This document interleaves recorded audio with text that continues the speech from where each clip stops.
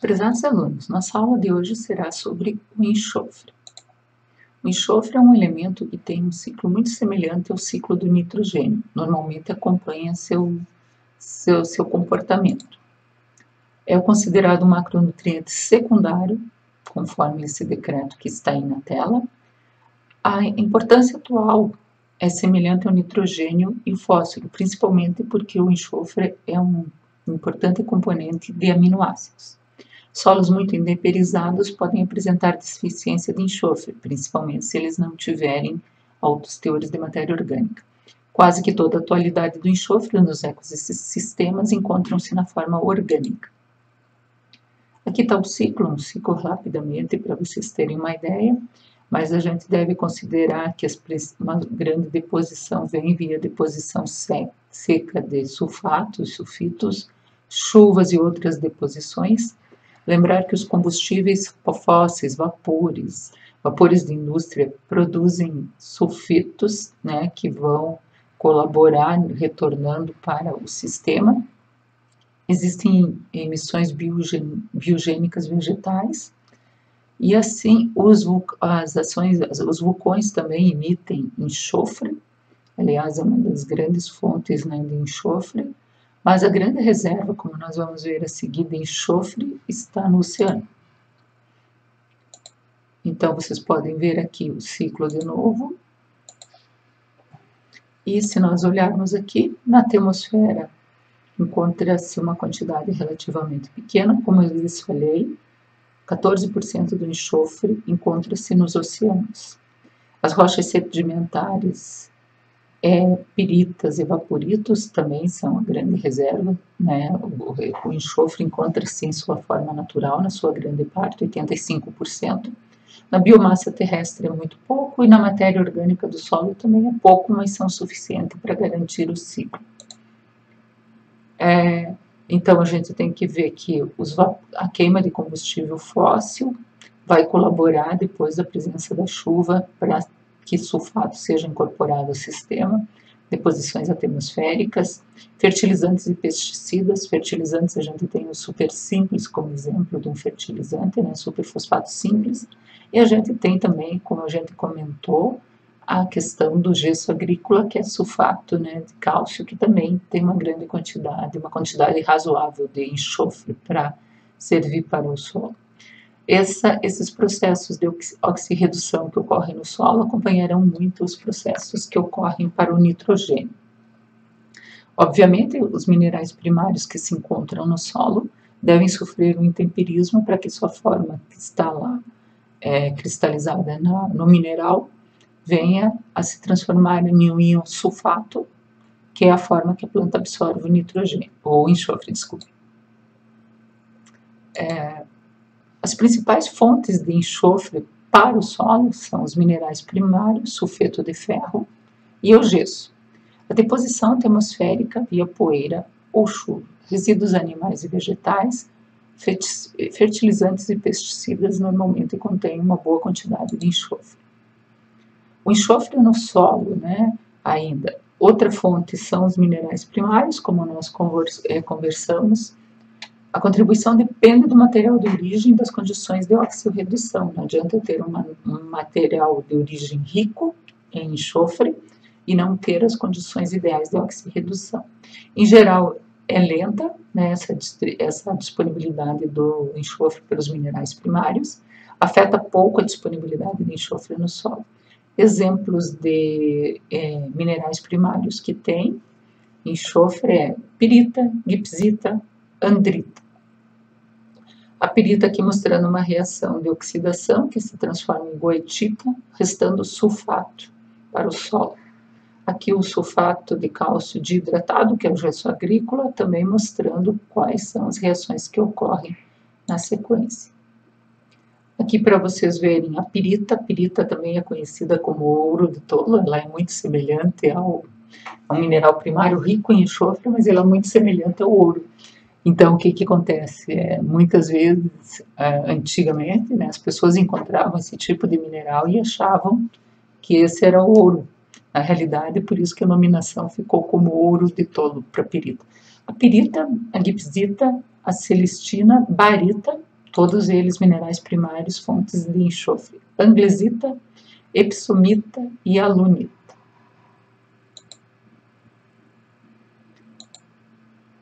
A deposição atmosférica que vem de fábricas e entre outras fontes varia conforme a distância das áreas industriais e oceano. Na Alemanha existe uma grande preocupação com uma das poucas florestas que eles têm, que é a floresta negra, né? Essa floresta negra fica muito próximo à área industrial. E aí essa contribuição do enxofre já passou do volume que seria necessário e começou a esse enxofre, em contato com a atmosfera e com chuva, criar um fenômeno chamado de chuva ácida. Essa chuva ácida provoca, né, a morte, de certa forma, dessa floresta. Em regiões áridas e semiáridas, obviamente, nós vamos ter pouca presença de enxofre. Varia como velocidade dos ventos, né? Partículas de gesso, por exemplo, podem ser transportadas e chegar em determinadas áreas. O enxofre na chuva é o grande responsável pelas chuvas ácidas, conforme eu comentei para vocês. Então, veja, ele acaba se transformando na presença da chuva com ácido sulfúrico. Claro que numa quantidade bem pequena, mas que se estiver muito próximo a indústrias, ele passa a ser tóxico. Os resíduos orgânicos também são uma importante fonte de nutrientes, de enxofre para o solo, mas vai depender do tipo de vegetação que ali está, os animais e o manejo aplicado no solo e para esses animais. Na planta, o teor de enxofre é próximo ao fósforo, então lembre-se que o teor de fósforo às vezes varia de 0,1 a 0,5. 90% deste total encontra-se na forma de aminoácidos e outros complexos. Então, na planta, quando a gente tem uma variação de 0,1 a 0,5% de enxofre, 90% desse 0,1 ou 0,5, ou se vocês preferirem, de 1 grama por quilo de matéria seca de planta, é a 5 gramas por quilo de matéria seca de planta, é enxofre. 90% desses valores encontram-se na forma de aminoácido e outros compostos. Então, se nós pensarmos em nutrição humana e mesmo nutrição animal, esse composto é de extrema importância em que diz respeito a proteínas. O enxofre no solo é ainda, né, as formas orgânicas, assim como para o nitrogênio, o enxofre que está presente no solo, quase que 90% está na forma de enxofre orgânico, quase, né, do enxofre total, então quase 90% desse enxofre total que se encontra no solo vai estar na forma de enxofre ligado a materiais orgânicos. A dinâmica do enxofre orgânico para a mineralização do enxofre depende de reações de óxido e redução realizadas pela biota do solo, como eu disse a vocês, acompanha muito o nitrogênio. Fatores que interferem na mineralização podem ser desde temperatura, umidade, resíduos, pH e micro-organismos. Por exemplo, em muita umidade, acaba-se ocorrendo uma redução do enxofre e ele começa a atingir níveis tóxicos, o que é comumente observado, por exemplo, em áreas de pântanos de mangue. Enxofre na sua forma mineral, principalmente ele está na forma de sulfato, que é a sua principal forma para a nutrição de plantas, e aí nós temos as formas reduzidas. E o enxofre na matéria orgânica está na forma de matéria orgânica. Então, no caso de a gente estudar a mineralização do enxofre, a partir do momento que cai uma rocha, ou cai mesmo um calcário, por exemplo, que contém uma grande quantidade de enxofre, de sulfato, vai ocorrer uma mineralização dessa substância que estava em estado, né, como a rocha, como a pedra, e vai se transformar e vai começar a liberar enxofre para o solo e, consequentemente, para a planta. Nesse caso aqui, vocês veem um período de incubação e a mineralização líquida de enxofre ao término de 5 períodos de incubação sob influência de calagem e adição de fósforo. Então, triângulozinho, adição de fósforo, calcário ao losango, né? Vejam que o calcário, né, ele tem um efeito um pouquinho mais pronunciado sobre a liberação do enxofre do que apenas o fósforo sozinho. Essa é a minha tese, que eu fiz lá na Federal do Paraná. Tese não, desculpe, minha dissertação de mestrado, no ano de 95 eu defendi. E vocês vão ver que esses triângulozinhos aqui são os teores de enxofre, de sulfato no solo, miligramas por quilo, ou seja, ppm, certo? Quando eu adicionei um calcário que é de um folheiro, na realidade é um folheiro pirobituminoso, que é o calcário Irati, comparado com o carbonato de cálcio. O carbonato de cálcio é puro, como nós já vimos.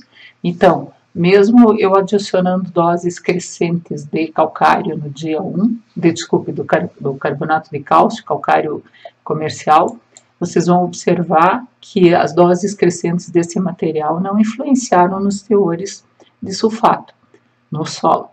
Já quando eu adiciono material como calcário Irati, que contém enxofre na sua composição, os valores já aumentam conforme as doses aplicadas mesmo já no primeiro período, no dia 1. E esse comportamento vem se repetindo. Aqui provavelmente foi a liberação do enxofre que estava no próprio solo. Se repete, dia 280, então a gente tem, chegando até teores, por exemplo, de 70 miligramas por quilo no solo. Então, muitas vezes existe a preocupação de que o solo tem deficiência, mas a própria questão técnica não considera que, de repente, um calcário que está sendo adicionado no solo tenha enxofre em sua composição. E que, à medida que esse calcário mineraliza e faz as reações de neutralização de alumínio e hidrogênio, ele também está liberando enxofre. Nos resíduos animais, a gente pode encontrar a excreção de enxofre nas fezes, né? Essas excreções variam com a quantidade de enxofre presente na dieta. Claro, se eu forneço uma dieta para os animais com plantas ou com concentrados que possuem uma maior quantidade de enxofre, ela vai excretar uma maior quantidade. O enxofre nas fezes é encontrado em proteína não digerida, proteína microbiana, ou seja, o micróbio que não foi digerido, que saiu nas fezes, componentes insolúveis, sulfatos solúveis, ésteres de sulfatos. 10 a 25% de enxofre mineral nas fezes é solúvel em água. O enxofre excretado na urina encontra-se na forma de sulfato, até 50%, ésteres de sulfato e enxofre neutro combinado. O que é importante vocês saberem é que a grande quantidade de enxofre que sai em dejetos animais sai na forma de fezes. Diferentemente, lembre-se que, vocês se lembram, que o potássio e o nitrogênio sai na forma de urina, a grande parte. Vamos dizer que 70% a 80% do potássio que retorna via excrementos volta na forma de urina. Já para o caso do enxofre é diferente, o enxofre volta preferencialmente no material fecal. O enxofre no solo, a porcentagem dos nutrientes ingeridos pelos animais e perdido pelas urinas e fezes. Então, vejam, o animal consome enxofre, consumiu lá, vamos dizer, 100 quilos de enxofre. 5 a 10% desse enxofre que ele consumiu retorna na urina e 90 a 95% nas fezes. Vejam que é o inverso, conforme eu conversei com vocês, para o potássio e para o nitrogênio. A grande quantidade que volta de enxofre volta nas fezes, assim como acontece para o fósforo. Ok? Essa é uma particularidade no caso de reciclagem em dejetos animais. Outra coisa importante é que existe uma relação carbono-enxofre, né, nos vegetais e animais. Se vocês verem na matéria orgânica do solo, é 100:1, cada 100 átomos de carbono vai ter um átomo de enxofre. Lembre-se que a relação para nitrogênio era 10:12:1.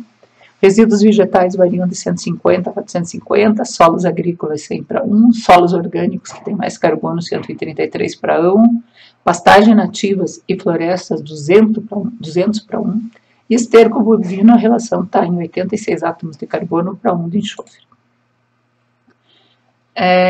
Acima de 400, quando se encontrar um resíduo vegetal, que é muito difícil que ele esteja com acima de 400 átomos de carbono para cada átomo de enxofre, vai acontecer a mesma coisa que acontece com o nitrogênio quando a relação é, por exemplo, o carbono e o nitrogênio acima de 50, 60. Nós vamos ter imobilização dos íons sulfatos se essa relação for de 400 átomos maior que 400 átomos de carbono para 1 átomo de enxofre. 200 a 400 não altera o sulfato do solo e abaixo de 200 ocorre a mineralização. Ou seja, se eu pegar um nabo forrageiro, que é uma planta extremamente rica em enxofre, essa relação provavelmente vai ser mais baixa que 200 e vai ocorrer a mineralização do enxofre que encontra-se na palhada dessa planta. A mineralização do enxofre é muito semelhante ao processo de mineralização do nitrogênio, então veja, aqui está um tempo passado em semanas e a porcentagem em miligrama por quilo de solo do nitrogênio e do enxofre mineralizado. Essa é a curva de mineralização do nitrogênio e essa é a curva de mineralização do enxofre. Como o enxofre está em menor quantidade, obviamente as quantidades liberadas pelo processo de mineralização são menores, ficam aqui na faixa de 20, no máximo 25 miligramas por quilo de solo. Já o nitrogênio, que se encontra em maior quantidade no ambiente, nos resíduos, etc. e tal, pode atingir até 100, né, após 24 semanas de incubação. Mas vejam que as curvas são muito semelhantes, por isso que eu disse para vocês. O comportamento do enxofre é muito semelhante ao comportamento do nitrogênio no solo. Em solos bem drenados, predomina a forma sulfato, que a planta absorve, é a forma absorvida pela planta. Está presente na solução do solo o adsorvido nas argilas, aí eu tenho que ter CTA, capacidade de troca aniônica, porque sulfato tem carga negativa. Tem uma boa mobilidade no solo, lixiviação, por isso que nós discutimos que o sulfato, que é o ânion acompanhante, ele vai conferir mobilidade aos cátions, tais como cálcio, magnésio e potássio. E tem quando ocorre essa absorção no solo, ela está numa forma de atração eletrostática, CTA. O enxofre no solo, em solos mal drenados, tem um ambiente redutor, porque não tem oxigênio, obviamente, né? Predomina a forma de enxofre elementar na forma de ácidos, na forma de H2S. Altamente tóxico para animais e plantas, e na presença de ferro vai formar ferro S2 que precipita, ou seja, não fica indisponível. Quando o ambiente volta a ser oxidante, o enxofre volta na forma de SO4. Normalmente, quando ocorria antigamente processos de drenagem de áreas como mangues, tinha muito enxofre elementar. E no momento da drenagem que você passa o processo de oxidação que vai formar sulfato, você acaba aumentando em muito o teor de enxofre no solo, levando até, inclusive, a níveis tóxicos para a planta. A dissorção eletrostática, o sulfato interage com as cargas positivas provenientes da protonação dos grupos de hidroxila, certo? Então, quando você tiver superfícies de argila, ou mesmo matéria orgânica que tem hidroxilas, certo? Protonação, que vão receber um H+, vai acontecer que vai criar uma carga positiva. Essa carga positiva atrairá os sulfatos. Pode ser considerado prontamente disponível nessa forma para as plantas. O sulfato forma ligações covalentes, com a superfície da argila, nessa forma, ele é menos disponível e indisponível a curto prazo. As principais causas de deficiência de enxofre no solo é uma deficiência induzida, aplicação de doses elevadas de nitrogênio e fósforo, que teoricamente levam a uma extração mais acentuada de enxofre e assim uma exportação maior. Solo de clima quente, úmido, bem drenado, rápido processo de mineralização da matéria orgânica que libera uma grande quantidade de SO4. Por isso, o solo sempre tem que estar sendo realimentado com carbono e com grandes quantidades de matéria orgânica. Em solos compactados ou com impedimento químico, alto teor de alumínio, o sulfato movimentado fica fora do alcance das raízes. Então, obviamente, se o sulfato tem essa facilidade de descer no perfil do solo, e se ele fica acumulado lá, atraído pela CTA, em perfis mais baixos, se eu tiver camadas de impedimento, seja ela física ou química, como o alumínio, a raiz não vai conseguir descer até lá para capturar esse sulfato que está lá embaixo. Área de cerrado, repetidas queimadas, o enxofre cinza é meio complicado falar, mas vamos dizer que o enxofre também vai acabar volatilizando durante a queimada. Aqui tem alguns níveis para vocês terem de disponibilidade de enxofre, conforme os extratores, ok? Então, se vocês forem receberem uma análise de solo que tenha teores de enxofre, vocês podem interpretar com essa tabela, mas fiquem atentos, né? Qual é o extrator utilizado para entrar corretamente no nível que vocês devem observar se está em insuficiência, em deficiência ou tem uma alta disponibilidade. Aqui tem mais uma tabela, certo? Para determinação se está bom, baixo, né? De acordo também com o P remanescente.